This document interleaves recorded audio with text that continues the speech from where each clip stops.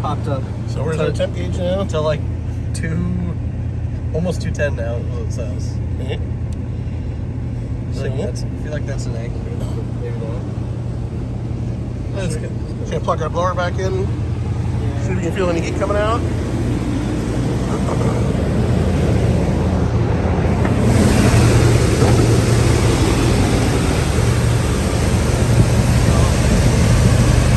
Disconnected the blower. It's got it on all the time. How low it stays on.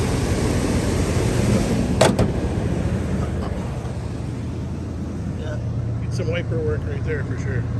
Okay, in the shop, cooling off. But just for fun, we're gonna start her one more time. Smooth! Smooth! No, that's good. So we just got to figure out how to fine tune that choke. Look at that, no chooch-chooch. Give her a little rev. 350 cubes of America! Is it fast idling now? Okay, one more rev. There we go. That choke's touchy. We're getting there. So, okay.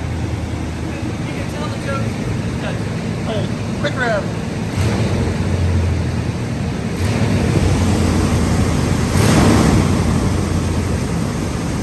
Okay. So, if it won't sit down by itself, you gotta shut it off. What do you gotta do? Put it in reverse. Press the brake. Put it in reverse. Shut her off. And it's still dieseled a tiny bit right there. Okay, more tuning is needed, but we're getting there. We're getting there. America. Silverado. Oh, look at that. Okay, feels good to get her where she needs to be. We just need headlights. We'll get there too. America. Okay, go. So what we did the past few days is we took everything up. We took the oil pan off. We spent a lot of time degreasing that in different ways and buckets or whatever. But we put a rear main in it. It's a two-piece. Did that. Did not put a new oil pump in because oil pump looked fine. We put an oil pan gasket on. We took out the inspection cover and painted that. And it was factory torque converter and all that. And then we put our air cleaner and all that back on. I cut my finger.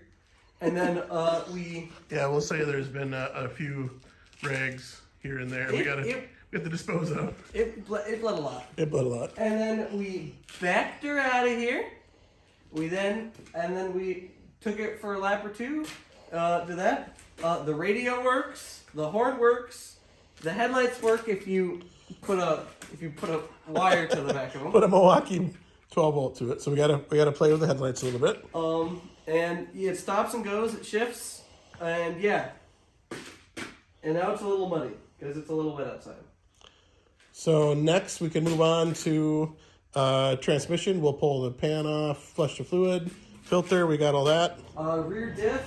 Rear diff, do the same thing with that. Brakes. And then we'll go through the brakes. So yeah, I think that the next thing is I want to finish doing all the fluids or whatever, and then by then I hope we can do maybe a little bit more interior work, which would be nice. Yeah, you can see the headliner may be a bit droopy in there, but that's okay. And but yeah, so it's just now it goes places now without really touching it. So now it's portable. We can get it in and out of the shop. We do not have. We had some organizing, but right now we don't have enough space to have a vehicle that can be a long-term project that can sit in a place right now. Our goal certainly is to have that ready to go for next year because we've got more. Why don't you take care of that? We'll burn it. We got another garage over at our place across the field that we need to decide if that's just going to be pure storage or what. We got to make some decisions on that too. But no, it's cooking right along.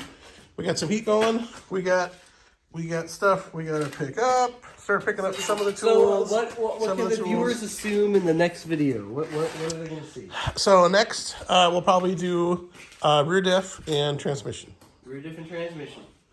There we go. Okay. So stay tuned for part 1,836,000. So we got this fuel injection kid over here working on carburetors. Can you believe it? Hey, someone considered you a fuel injection kid also. You did your first year of fuel injection.